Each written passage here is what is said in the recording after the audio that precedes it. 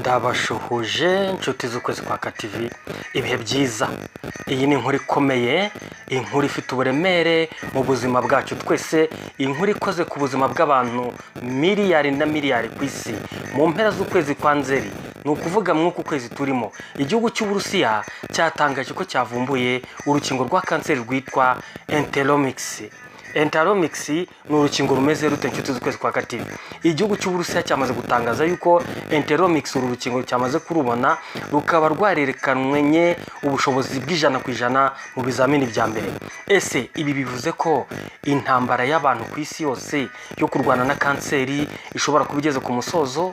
Ese koko ni umuti wa burundu cyangwa ni icyizere gusa cy'agateganyo? Ni iki gituma isi yose ivuga kuri uru rukingo rukomeye kandi mu buryo bukomeye cyane?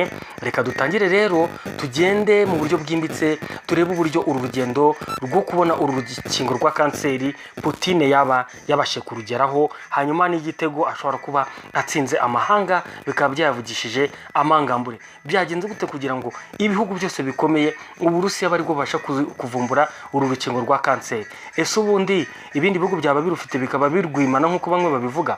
Tuvuge nk'urugero nk'Ubushinwa cyangwa Leta Zunze Ubumwe za Amerika. Reka tuze tuve imuzi n'umuzingo, aya makuru yose ni Amishapuro. Uku ni ukwezi kwa TV. Kora subscribe, nta kindi tugusaba ni ugukanda like ugasharinga, ariko kora sub inshuti y'ukwezi kwa TV. Hanyuma niba ari ubwa kabiri cyangwa tusanzwe tubana warakoze sub, wowe icyo ukora no gukanda kwa kugatoki kareba hejuru, kubera amakuru n'inkuru zicukumbuye tuba twabazane ku kwezi kwa TV. Reka rero tuve inkuru imuzi n'umuzingo, twibaza uyu munsi impamvu urukingo aribwo rwaba rubonetse. Reka dukomeze. Uyu mugabo Vladimir Putin, nyuma yuko ahuye na perezida wa Amerika Donald Trump muri Alaska, bahujwe no gushaka umuti w'intambara ya Ukraine bikanga, ngiye kubabwira ibingibi bifite aho bihuriye n'uru rukingo. Nyuma y'icyo gihe yagaragaje yuko akeneye kwereka isi yose ko ifite imbaraga, kuko ibyo ari byo byose byabashakaga kumvikana bitagenze neza. Niho yahise ahera, yafashe amavuta. Murabizi ko intambara ya Ukraine igihe yabaga, impamvu ibihugu by'Iburayi byifatanije na Amerika bagafatira ibano Putin, bavugaga yuko nubwo igihugu cy'Uburusiya ariko cyo gicukura peteroli nyinshi ku isi, ariko Amerika yarijeje abanyaburayi ko izabaha peteroli. Byarangiye bite? Byarangiye ya peteroli Amerika yabonye bamaze gukupira Putin, bamushyizeho ibihano. Amerika ipeteroli yayibira irayizamura, yikuba hafi kane ku giciro bajyaga bayigura n'Uburusiya. Rero ubu ngubu bari basigaye bacinya umukuntu, bakagenda bakagura peteroli n'Uburusiya abo banyaburayi, kuko iyi Amerika ngo ihenze cyane. Ubu rero nyuma yuko Putin abonanye na Trump, birahurira n'uru rukingo. Nyuma yuko Putin abonanye na Trump, yahise akora iki? Yahise afata ya peteroli yasinyanye n'Ubushinwa yuko peteroli yose agomba kohereza mu bihugu by'Iburayi ngo bagiye kujya ayohereza mu Bushinwa yose. Bakoze n'ibihombo bizajya bivana peteroli mu Burusiya bikayigeza mu Bushinwa. Byaba bihuriye n'urukingo rero. Biri kuvugwa yuko ngo uru rukingo ubundi abanyamerika bashobora kuba bari barufite rwa kanseri, cyangwa se Abashinwa cyangwa abandi bantu bakomeye ku isi, ariko bakaba batarashatse kurwerekana kubera inyungu zo gucuruza imiti mu urwo rukingo. Rero Vladimir Putin ngo yahisemo gushyira hanze uru rukingo kandi yaramaze igihe arugerageza. Reka turebe amateka y'uru rukingo n'intambara yo kurwanya kanseri ubundi byagenze gute, ubundi bigezweho gutya bigenze gute, kanseri ni iki, ifata ite, bigenda gute, yatangiye ite, kandi uru rukingo se rwaba rwizewe cyangwa ruraba nka za zindi za Covid zimaze imisi zivugisha abantu menshi? Muri Amerika byagaragaye yuko burya ngo bateye abantu inkingo bataragomba kuzibatera, n'abaganga bakingiye abantu uyu munsi nabo kuko bakingiwe bakaba bari kuvuga yuko ngo bahemukiye n'ibihugu byabo byabahatiye kwiteza izo nkingo. Uru rukingo rwaba rwizewe? Reka rumba virine muzi n'umuzingo ibyo nshuti zacu. Rero nshuti z'ukwezi kwa TV, kanseri ubundi si indwara nshyashya. Kuva mu kinyejana cya 19 kugeza ubu, abahanga mu buvuzi bamaze imyaka irenga 100 bagerageza kuyihashya ariko bikanga. Icyo bita chemotherapy yatangiye gukoreshwa mu myaka y'1940, ariko yagiye izana ibibazo byinshi birimo bad effects bikaze cyane, harimo kubura imisatsi, kuruka, gucika intege, ndetse rimwe na rimwe ikaba yakwica vuba umurwayi. Iyo ngiyo hari na radiotherapy. Radiotherapy nayo yabaye igikoresho gikomeye, ariko ikaba yangiza n'imisokoro y'umubiri mu gihe itari ifite ikibazo, ariko nyuma yo gukoresha radiotherapy bikangiza ubuzima. Hanyuma mu myaka ya vuba habayeho ikoranabuhanga rya immunotherapy, byagerageje gukangura umubiri ngo wirwaneho ubashe kurwanya indwara ya kanseri, ariko nabwo byaranze. Ibi byose byatumaga isi yose ikomeza gushaka igisubizo cy'igihe kirekire. Uko Uburusiya bwatangaje Enteromix cyangwa se Enteromix ku itariki ya 7 Nzeri 2025, ibinyamakuru bikomeye ku isi byatangije inkuru itangaje iteye itya. Times of India yavuze iti Enteromix, urukingo rwa kanseri rw'Uburusiya rwageze ku bushobozi bw'100% mu bizamini bya mbere kandi ruragaragaza umutekano usesuye. Economic Times n'andi makuru menshi nka NDTV, Business Standard, India Today yose ibyatangaje amakuru akomeye avuga yuko ngo Uburusiya bwatangaje intsinzi ikomeye mu rugamba rwo kurwanya kanseri. Uru rukingo rwiswe Enteromix rukaba rukoreshwa ku ikoranabuhanga rya mRNA. Iri ni ryo koranabuhanga ryakoreshwaga no mu rukingo rwa COVID-19 rwa Pfizer na Moderna, ariko ubu rukaba rukoreshwa mu buryo bushya bwo kurwanya kanseri. Iyi nkuru yose wayisanga kuri Times of India. Reka rero turebe uko Enteromix ikora. Uru rukingo rwaba rukora gute inshuti z'Ukwezi kwa TV? Uko byatangajwe, uko urukingo rukora, reka tubisobanure mu buryo bworoshye. Kanseri iterwa nuko utunyangingo dutangira gukura nabi, tukaba dushobora kwihindura, ibyo bita mutations.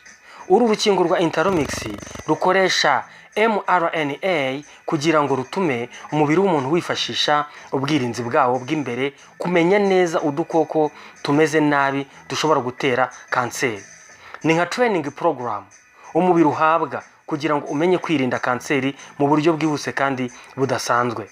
Ubu buryo rero bwiswe personalized vaccine, kuko buri muntu ahabwa urukingo rugendeye kuki ku ndwara n'ubundi asanzwe afite mu mubiri. Ubu buryo burizewe kuko ngo bwarageragejwe kandi basanze nta kibazo na kimwe bufite, ngo kuko buri muntu ahabwa urukingo rugendeye ku nkomoko y'indwara ye. Ibyavuye mu bizamini bya mbere byakozwe kuri urukingo ni ibi. Uru rukingo bamaze kurukoraho ibizamini bya mbere mu bipimo bya phase 1, abantu 48 barwaye colorectal cancer nibo bakoreweho igerageza. Byagaragaye ko nta muntu n'umwe ugaragaje ingaruka zikomeye, kandi kanseri yabo yose yagaragaje ko yagiye igabanuka bikomeye paka irangiye. Ibi byatumye abashakashatsi bavuga ko ari 100% efficiency muri uru rugendo ruto rw'abantu, cyangwa se ni 100% kuba uko ikinyamakuru NDTV cyabivuze ngo ni efficiency, 100% efficiency muri uru rugendo rwo kuba abantu barokoka iyi ndwara ikomeye ya kanseri. Ariko ibi ntibivuze ko byamaze kwemezwa ku isi yose. Ni intambwe y'ingenzi yo gutangira, ariko ikeneye gukomeza mu bindi byiciro. Reka turebe impamvu isi yose iri kubyishimira ko byakozwe n'Uburusiya. Isi yose irishimira iki? Kubera iki ibinyamakuru byo muri Amerika, ibyo mu Buhinde, ibyo mu Bushinwa n'ahandi byatangaje iyi nkuru? Icyambere, kanseri ni indwara yica abantu miliyoni buri mwaka. OMS ivuga ko abantu barenga miliyoni 10 bapfa buri mwaka bazize indwara ya kanseri.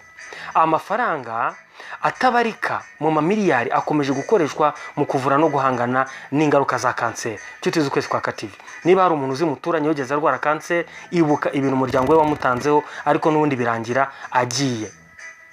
Ikindi, Enteromix nkuko babivuga, Enteromix ni icyizere gishya. Enteromix ni uru rukingo rushya. Nibwo bwa mbere havuzwe urukingo rwa kanseri rugaragaza imibare iri hejuru igera ku 100%. Soma inkuru yose, ushobora kujya kuri Business Standard hanyuma ugasoma iyi nkuru yose. Igice cy'umubiri ngo cyatatswe na kanseri kiragenda kigahura n'ibibazo kandi bikakimunga. Niyo mpamvu rero bahisemo gukora uburyo bwose bakoresha, ariko bakavumbura urukingo rwa kanseri. Ese ibi bivuze ko twabonye umuti wa kanseri? Oya, ntabwo turageraho ngaho kuvuga ko kanseri ikize burundu. Phase 1 cyangwa igerageza rya mbere rireba umutekano n'imikorere yibanze, ariko si ikimenyetso gihagije. Haracyakenewe phase 2 kongera kugerageza bwa kabiri, na phase 3 kugerageza ku nshuro ya gatatu. Bizaba bikuyeho urujijo abantu bari bafite, nabyo nibigaragaza ko bishobora kuba 100%. bizakora ku bwoko bwose bwa kanseri cyangwa ni kuya colorectal gusa? Ese urukingo ruzakora kuri kanseri zose cyangwa ni kwibise colorectal kuko ariho bakora ubushakashatsi? Ese bizakomeza gukora mu myaka myinshi? Ese ni bangahe bazashobora kubibona mu rwego rw'amafaranga kuko wenda bizaba bihenze? India Today yasobanuye byinshi, ushobora kujyaho nawe ukirebera. India Today yasohotse ku itariki ya 8 z'ukwezi kwa 9 2025, aho Uburusiya bugeze bushaka igisubizo. Reka turo Uburusiya bugeze bushaka igisubizo nshuti z'ukwezi kwa TV. Uburusiya bwatangaje ko ku bufatanye n'ikigo Gamaleya Institute aricyo cyakoze Sputnik V vaccine ya COVID-19 bafite gahunda yo gutangira gukoresha uru rukingo mu gihe cya vuba, hagati y'ukwezi kwa 9 uku turimo n'ukwa 10 kwa 2025 ku barwayi bamwe biyemeje ko babakoreraho isuzuma. Ibi byerekana ko igihugu cyabo cyangwa cy'Uburusiya gifite ubushake bwo kuba icyambere mu mateka mu kugaragaza igisubizo kirambye ku ndwara ya kanseri. Ni izihe mpaka n'ibihe bibazo ku isi byatangiye rero? Byakomeye. Nubwo abantu benshi bishimiye ibi ngibi, abandi baracyafite impungenge. Baribaza bati, ese koko 100% efficiency koko irashoboka ko uru rukingo rwagaragaje ko abantu bose barugeragerejeho 100% bose rwabagira akamaro? Icya kabiri, ese hari ibihugu bizemera gukoresha uru rukingo vuba cyangwa bizategereza ibizamini byinshi? Icya gatatu, ese ntiyazabamo politike mu kurukwirakwiza nk'uko byagenze kuri COVID-19? Ibi byose bikomeje kuba impaka zikomeye abantu bari kwibaza ariko badafitiye igisubizo. Rero nshuti z'ukwezi kwa TV, iyo urebye amateka muri uru rugamba rw'ubuvuzi rutangira rugaragaza ko kanseri yari indwara idakira, ariko byibura hatangiye kugaragara icyizere cyagaragaye n'uru rukingo bise Enteromix. Ushobora kuba urufunguzo rwa mbere rwo gufungura umuryango w'ahazaza hatari kanseri. Nta muntu ushobora guhamya ko ari umuti wa burundu, ariko turavuga ko ari intambwe ikomeye cyane mu rugamba rwo kurwanya indwara ya kanseri. Nshuti z'ukwezi kwa TV, tuzakomeza tugukurikiranira update kuri iyi nkuru y'uru rukingo. Rero mwakoze kuba mwafashe umwanya wanyu kumva iyi nkuru ndende y'ukwezi kwa TV. Rero ibihe byiza, turabakunda. Ese andika muri comment, ese mubona koko uru rukingo rushobora guhindura amateka ya kanseri? Cyangwa wandi kuvuga, ese mubona ari icyizere cy'igihe kirekire cyangwa n'uburyo bwo gucuruza politike n'ikoranabuhanga? Siga comment yawe hariya, hanyuma ukande like na share. Ibihe byiza, mwari kumwe na Amsha Pro. Ciao.